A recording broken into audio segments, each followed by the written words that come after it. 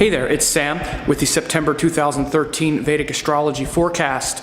The month starts off with the moon in Cancer. Of course, the moon rules Cancer, so it's in its own sign, September 1st, 2nd, and 3rd. Now, this moon in Cancer has joined Mars, where Mars is in a sign of debilitation, so we might be kind of emotional and a little bit sort of emotional baby tantrums. We need to be careful of that. September 1st, 2nd, and 3rd, and it will also be aspected by Saturn, because Saturn is in Libra, which aspects Cancer. So the month may start off with this kind of emotional frustration even, but it's also an opportunity to have more emotional courage and connect with that depth of feeling in your heart. And this will be a good lesson on the new moon the next day, which is September 4th. The new moon in the new moon in Leo on Wednesday, September 4th, will be an opportunity to start a new cycle of growth. After the Cancer cycle, the Leo cycle starts. So the Leo cycle is about our individuality, our individual self-expression, that sort of passion for life. And it'll be in the nakshatra of Purva Falguni, which is ruled by the god Bhagha, the god of delight. So it's a time to really delight in the power you have for the next 30 days. And again, this is where the sun is its most powerful, because this new moon in Leo happens with the sun and moon in Leo. So having the sun in Leo and beginning that cycle of Leo energy is really important for your own individuality and own individual self-expression for the next 30 days. This also begins a very auspicious time from September 6th through September 16th. We're going to have an incredibly auspicious configuration in the sky. The sun will be in Leo, Mercury will be in Virgo, Venus will be in Libra, and Saturn will be in Libra. So Saturn is exalted, Venus is in its own sign, Mercury is exalted, and the sun is in its own sign. So that begins on September 6th and runs through the 16th, which means that all of these energies of communication, which is Mercury, self-expression, which is the sun, duty and commitment, which is Saturn, and the willingness to do the hard work to make things, flourish, and also things like relationships and beauty, which are Venus principles, all benefit for the next several weeks actually even after that 10-day period, but from the 6th until the 16th, it's especially auspicious. Now, the reason it starts on the 6th is because it's when Mercury and Venus both change signs. So Mercury moves into Virgo on the 6th, and Venus moves into Libra on the 6th. So it's especially important because Venus has been debilitated for a while. So Venus leaves her sign of debilitation and enters Libra, the sign that she rules, on the 6th. And Mercury also goes into Virgo. So again, this starts a 10-day cycle of enormous auspiciousness. And I said that it extends even beyond that, because after that, the only reason it breaks is because then the sun leaves Leo and goes into Virgo. But then even when the sun leaves Leo, it goes into Virgo and joins exalted Mercury. So you still have enormous power. At that time, you'll have the sun in Virgo joined exalted Mercury. Then you still have Venus in Libra joined exalted Saturn.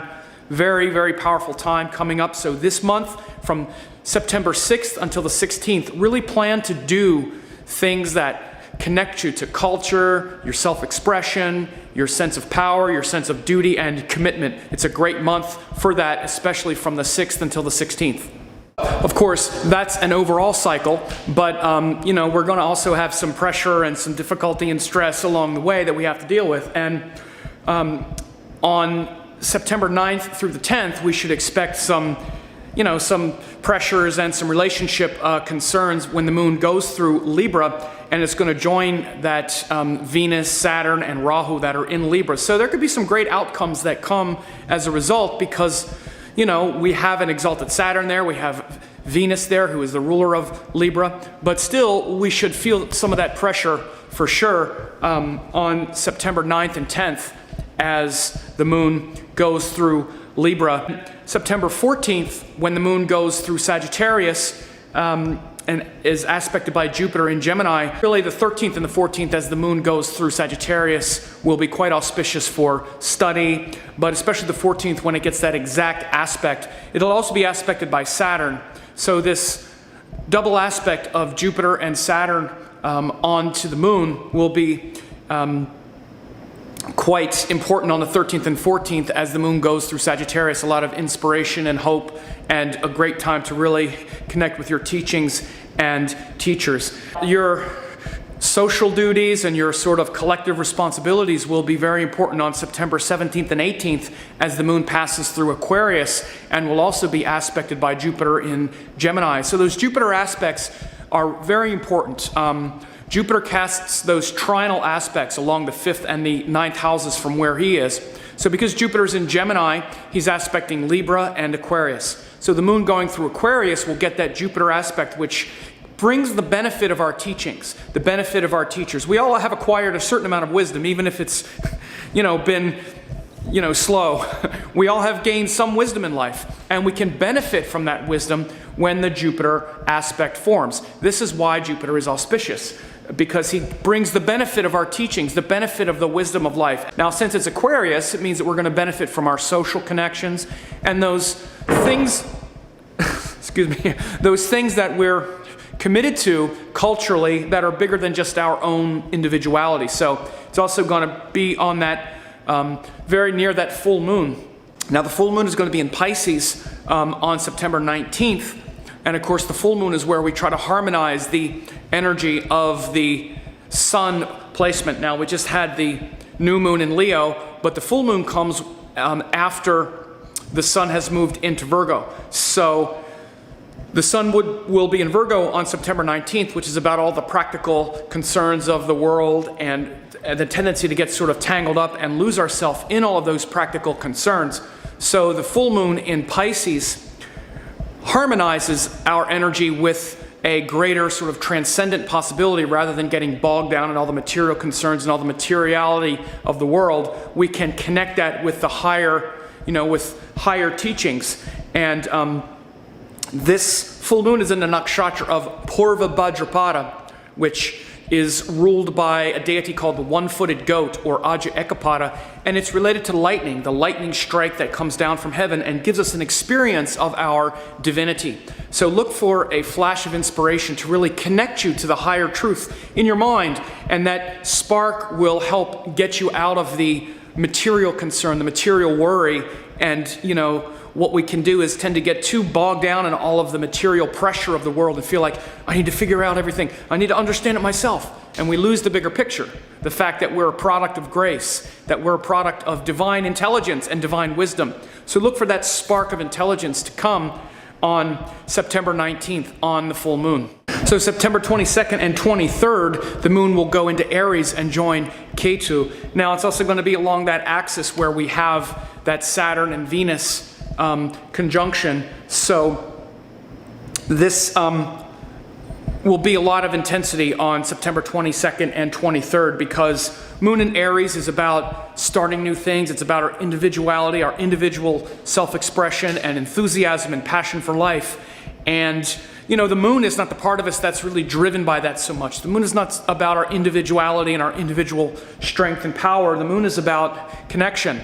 And many times, in order to form connection, we need to put that individuality kind of on hold and do things that allow us to harmonize with others. So when the moon goes through Aries, there's a little bit of restlessness and stress around that anyway. This time it's going to be joining the South Node Ketu, which brings a lot of scrutiny of ourself and others. And it's also going to be opposite that Saturn and Venus in Libra. So again, it's going to really show the need to harmonize our individuality and our individual enthusiasm with the needs of others if we're going to really fulfill the promise of Aries, which is to act courageously and with enthusiasm toward our goals. We can't do this in a vacuum. We need to connect our goals with others. Now, September 27th and 28th, the moon will go through Gemini and join Jupiter. So as I said earlier, those Jupiter connections are really important. So now the moon's going to be joined Jupiter in Gemini, the sign of learning, where he has been and where he'll be for the next several months until next June. So on September 27th and 28th, it's very auspicious for study, and especially for really closing the knot between our beliefs and our understanding of those things intellectually. We need to have our beliefs and the things that we believe in make sense to us intellectually. Otherwise, it's just dogma. It's just blind dogma, and we're going to not be able to make the best use of our teachings. Because what happens is we might believe in something, but if we don't understand how it works, then we don't know how to apply it in our life. For example, you'll see people that, let's say that they're religious about one sort of system or another.